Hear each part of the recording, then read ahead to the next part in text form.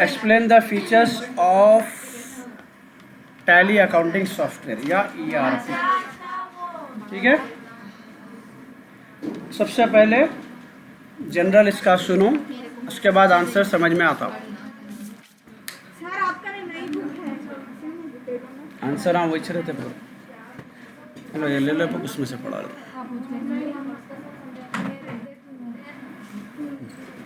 चलिए, ERP क्या है? Enterprise resource planning. ठीक है, एक जनरल दे रहा हूँ मैं। जब ERP आप लिखेंगे फर्स्ट आंसर में, जो मैं एग्जांपल्स दे रहा हूँ उसको भर के लिखता हूँ पूरा, उसके ऊपर इस कॉन्सेप्ट। रिकॉर्डिंग चल रही, सबर कुछ भी नहीं रहता, जल्दी।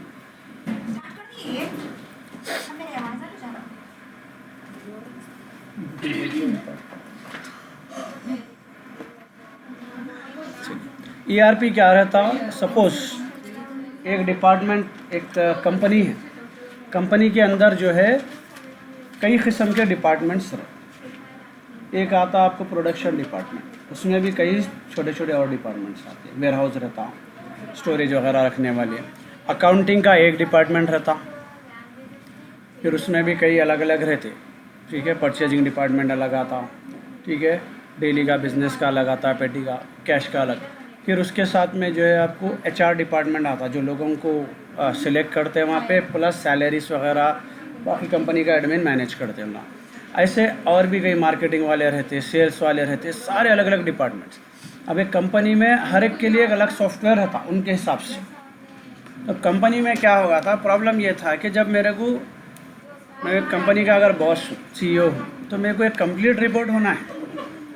समझो कि ये सब लोग अलग अलग ज़बान में बात कर रहे, अलग अलग सॉफ्टवेयर यूज़ कर रहे हैं, मतलब अलग अलग ज़बान में बात कर रहे। अब मेरे को एक कंप्लीट रिपोर्ट होना है, कोई किसी की ज़बान नहीं समझता है यहाँ पे। अब मेरे को रिपोर्ट कहाँ से मिलेंगी? बात समझ में आ गई? तो सबका डेटा अलग अलग है, सबका डेटा मिलके एक रिपोर्ट नहीं बन सकता, तो वो बहुत बड़ा प्रॉब्लम होता था। फिर वो उससे इंटरप्रेट करो, छाटो, एक आदमी को हायर करो जो सारे ज़बानों को ट्रांसलेट कर सके, एग्जाम्पल। तो फिर उन्हें रिपोर्ट बना सकता, बहुत टाइम जाता है। और ये रेगुलर बिजनेस में टाइम नहीं रहता, सब रहता, टाइम नहीं रहता किसी के पास। तो उसके लिए ये ERP सॉल्यूशन निकाला गया, जो आज दुनिया में ऑलमोस्ट तकरीबन कंपनियां यूज़ कर रहे हैं। ये लोग का एक ही सॉफ्टवेयर रहता जिसमें अलग अलग मॉड्यूल्स बने हुए, अलग अलग मॉड्यूल्स, जो सारे सेल्स वालों का एक मॉड्यूल, मार्केटिंग वालों का एक मॉड्यूल। तो ये पूरा एक ही लैंग्वेज में डिफाइन रहता। तो सेल्स वाले ज़रूरत है तो मार्केटिंग वालों का डेटा यूज़ कर सकते, HR इनका यूज़ कर सकता। तो आपस में क्या होगा, पूरे मिलके एक जने इंग्लिश सीख लिया पूरे, तो एक दूसरे को कम्युनिकेट करना आसान हो गया। इसी हिसाब से इसके शुरू में जब मैं पढ़ता था तो SAP बोल के था, सुने होंगे, SAP बोलते हैं, SAP। अब ऐसे अनगिनत मॉड्यूल्स हो गए। तो SAP में उस टाइम पे 55 मॉड्यूल्स हुआ करते थे, आज तकरीबन 100 मॉड्यूल्स हो गए इसके। तो आपको कंपनी में जो रिक्वायरमेंट है आप उतने मॉड्यूल्स ले लो। फिर आप कुछ नया डिपार्टमेंट कंपनी में लाए, उनको बोलो कंपनी वाले और एक नया मॉड्यूल दे देते हैं आपको, तो आपको टेंशन नहीं रहता। तो आप जितने मॉड्यूल्स है लेते जा सकते। आप जो है आपके मॉड्यूल्स आपस में कम्युनिकेट करते हैं, आपको जो रिपोर्ट होना, जब होना, आसानी से पूरे डिपार्टमेंट से कंसल्ट होकर मिल जाती है। तो इसमें काम आसान, सिंप्लीफाई होगा।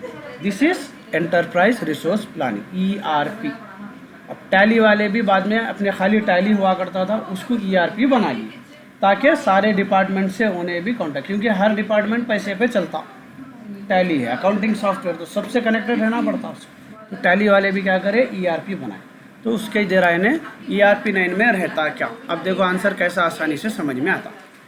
पहला फीचर है उसका अ कंप्लीट बिजनेस सोल्यूशन। समझा दिया मैं आपको, सारे बिजनेस को इजीली आप हैंडल कर सक रहे हैं, क्योंकि सारे डिपार्टमेंट आपस में कम्युनिकेट कर सक रहे होगा। First point done. वर्सेटाइलिटी, एक सॉफ्टवेयर मल्टीपल यूजेस। वर्सेटाइल किसको बोलते हैं? मेनी थिंग, एक आदमी जब कई चीज़ें कर सकता है, is versatile. Leading accounting package. अब क्या है ये? टैली दुनिया में सबसे ज़्यादा यूज़ होने वाला accounting package. Next, control centre, this work as an intermediate between the user and Tally, install a various sites and allow user to centralise. इसमें क्या है, ERP9 में लोग ऑनलाइन सर्वर्स भी देते हैं। अब मेरी ऑफिस है, दुबई में भी काम कर रहा हूँ मैं, यहाँ भी कर रहा हूँ, अब पूरों का डेटा मैनेज करना मुश्किल होगा। जैसे अपना फेसबुक है, इंस्टाग्राम, कहीं भी रहो अपन यूज़ कर सकते हैं क्योंकि उसका डेटाबेस सेंटर में है। तो वैसे इसका कंट्रोल सेंटर क्लाउड में रहता, ऑनलाइन, अबर में नहीं रहता, क्लाउड बोले तो ऑनलाइन रहता। तो ऑनलाइन रहता जो कहीं से भी आप अपना डेटा स्टोर करके सारे ऑफिसर्स को मैनेज कर सकते हो। सिंप्लिसिटी समझा दिया मैं आपको, ठीक है। सिंप्लिसिटी तो इसमें क्या है, सिंप्लिसिटी इसमें क्या है, हर चीज़ क्या है, सिंपल कर दिए गए। सारे जो बिजनेसेस चल रहे हैं उसके हिसाब से एक ही सॉफ्टवेयर आप कोई भी बिजनेस में इस्तेमाल कर सकते हैं। आपके लिए ऐसा नहीं है कि आपको, आपका ट्रेडिंग का बिजनेस है उसके लिए अलग सॉफ्टवेयर, आपका सर्विसेज का कॉल सेंटर का बिजनेस है उसके लिए अलग सॉफ्टवेयर नहीं, एक ही सॉफ्टवेयर सारे जगह पे इस्तेमाल हो रहा है। Speed, the tally users can obtain any report immediately. जो मैं आपको बोला, इसका सर्वर इतना फास्ट है और इतना जो है ना सिंपल है कि आसानी से जल्दी रिपोर्टिंग का बिजनेस के अंदर बहुत वैल्यू रहता, क्योंकि कंपनी का फ़ायदा जो है हर चीज़ टाइम पे टिके हुआ रहता। आपको जो है ना टाइम, जितना जल्दी आपका काम हो सका, जितना जल्दी आपको रिपोर्ट्स मिले, आप डिसीजन ले सकते हैं, एक्शन ले सकते, इसलिए रिपोर्टिंग सबसे इसमें स्पीड कर सकते हैं। फ्लेक्सिबिलिटी, फ्लेक्सिबल किसको बोलेंगे, चेंजेबल। तो आपको जब चाहे इसको कस्टमाइज़ कर सकते हैं, चेंज कर सकते हैं। मैं जैसा बोला आपको, नए मॉड्यूल्स ऐड कर सकते हैं, एग्जिस्टिंग मॉड्यूल्स को निकाल सकते हैं, कुछ भी स्ट्रक्चर में चेंज करना है कर सकते हैं। तो फुल्ली फ्लेक्सिबल है। रिलायबिलिटी ऑफ डेटा, डेटा क्योंकि है ऐसा डेटाबेस में स्टोर करते हैं और आसान डेटा रहता है, आपको सिक्योर डेटा रहता, कुछ भी इसके अंदर इधर उधर होने का चांस नहीं है। 100% डिजिटल डेटा जो है रिलायबल। जैसा आप है अपने जो है इंस्टा में आप जो अपलोड करेंगे वो इस मिलता, आपको दूसरे का आपके पास कंटेंट नहीं आता, आपका दूसरे के पास नहीं जाता, क्योंकि वो रिलायबिलिटी। तो डिजिटल डेटा सेफ है। बस है ना भाई, 8 पॉइंट्स काफ़ी है इसमें। चलिए नेक्स्ट है, what do you mean by company in Tally, explain the steps to create a company. इसका पेज नंबर है पेज नंबर 16, क्वेश्चन नंबर 22, ठीक है। अब ये आंसर को देखना है, अगर आगे आपको जो है टैली समझ के करना है बाकी के 4 यूनिट, तो इसको समझना है, ठीक है। सो अटेंटिव रहो, मैं क्या समझा रहा हूँ। हाँ, मार्क्स पे नहीं जाना है, सो 12 मार्क्स के, ये मेरे ख्याल से 50 मार्क्स का है ना, 50 मार्क्स का, 8 मार्क्स का क्वेश्चन, ये 50 पासिंग है, बोलना बोला बुरी बात।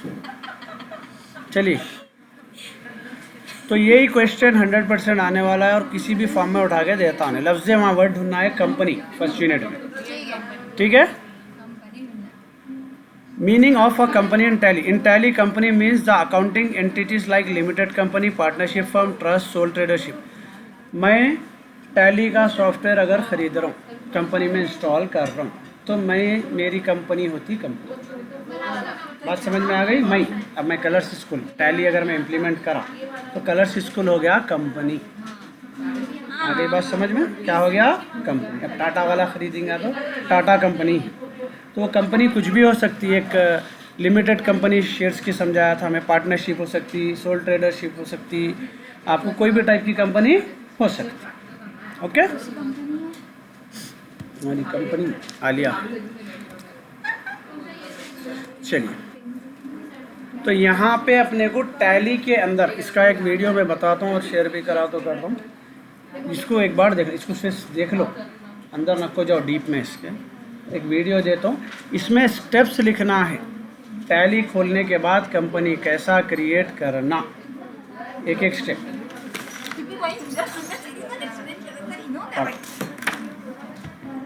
ठीक है, procedure to create a company. सबसे पहले इसके अंदर जो है आपको double click on Tally icon from desktop, ये पूरे स्टेप सब जगह कॉमन लिखी है, पांचों यूनिटों में। सही में इसलिए बोल रहा हूँ यहाँ देखो, तो दोनों को अलग अलग कर देता हूँ। Screen appear showing option from company info. एक स्क्रीन आता है खोलने के बाद में कंपनी इन्फो, उसमें करके बताता हूँ मैं steps. Select create company, company creation screen will be displayed. ऐसा स्क्रीन आ जाता, पूरा उतारना नहीं है, उतार के 2-3 चीज़ें भी लिखे तो चल जाता। ठीक है ना? कोसा ना है उतार नहीं, रफ अगर उतारते तो उतार दो उसको। रफ थोड़ा बहुत नहीं, हम यहाँ आ रहा है ऐसा 2-3 चीज़ें नहीं, ये एक कर लो पूरा में कर लो। हाँ थोड़ा बहुत चेंज इसके साथ वो समझाएगा, थोड़ा ज़रा दिख के आ जाता और कुछ भी नहीं। उसके बाद में उसके अंदर फील्ड्स आते अगले स्क्रीन पे, उसमें डायरेक्टरी आता, किस में डेटा स्टोर करना है, नेम कंपनी का, मेलिंग एड्रेस कंपनी का एड्रेस, ठीक है, mailing name and mailing address. उसके बाद कंट्री, स्टेट, जैसा फॉर्म भरते वही करना और कुछ भी नहीं है अपने को, ठीक है। Pin code, phone number, mobile number, fax number, email, website, financial, जितने चीज़ें याद रहे लिख दो, पूरे लिखने की ज़रूरत नहीं। बुक्स बिगिन फ्रॉम बोले तो बास क्या है, मैं क्या बोला, अकाउंटिंग ईयर में होते, बास जो है कैलेंडर ईयर में होते, या तो अप्रैल में या तो जनवरी में, वो इसमें सेलेक्ट कर लेने का रहता है। फाइनेंशियल ईयर कौन सा है, अगर पासवर्ड देना है तो पासवर्ड दे ले सकते हैं, ठीक है। उसके बाद में यहाँ पे सिक्योरिटी कंट्रोल वो ज़रूरत नहीं है। बेसिक करेंसी इन्फॉर्मेशन बोले तो आप किस में डील कर रहे हैं, रुपीस में, डॉलर में, यूरो में, वो सिंबल वो वहाँ पे सिलेक्ट कर देना उसकी वैल्यू। उसके अंदर जो है आपको डेसिमल प्लेसेस कितने होना है, चिल्लर में हिसाब करना है या नहीं करना है, वो भी देना पड़ता है। अब सोने का रहा हो रहा तो आपको पॉइंट में जाना पड़ता, हर चीज़ मैटर करती। प्रोडक्ट अगर छोटा है या कुछ ऐसा सेंसिटिव प्रोडक्ट है तो उसमें पॉइंट में भी वैल्यू जाती। अब डॉलर्स में चले जाएंगे तो पॉइंट बहुत मैटर करता है। चल आगे समझ में। उसके बाद ये सिंबल डॉलर होना है, रुपीस होना है, उसका सिंबल कौन सा होना वो भी सिलेक्ट कर लेना। सब रहते खाली उसमें से सिलेक्शन करना रहता। शो अमाउंट इन मिलियंस, आपको कौन सा मिलियंस में होना या करोड्स में, थाउजेंड्स में होना वो अलग रहता, मालूम होगा आपको। इंटरनेशनल सिस्टम, इंडियन सिस्टम, अच्छा पड़े इसको, थोड़े थोड़े जितने याद है फिलहाल इसको मैं समझा दूँ, ठीक है। ये आगा ना समझ में, ये उसका स्क्रीन है होगा ये। अब मैं इसको आपको प्रैक्टिकली इसमें बता दे रहा हूँ, देख लो।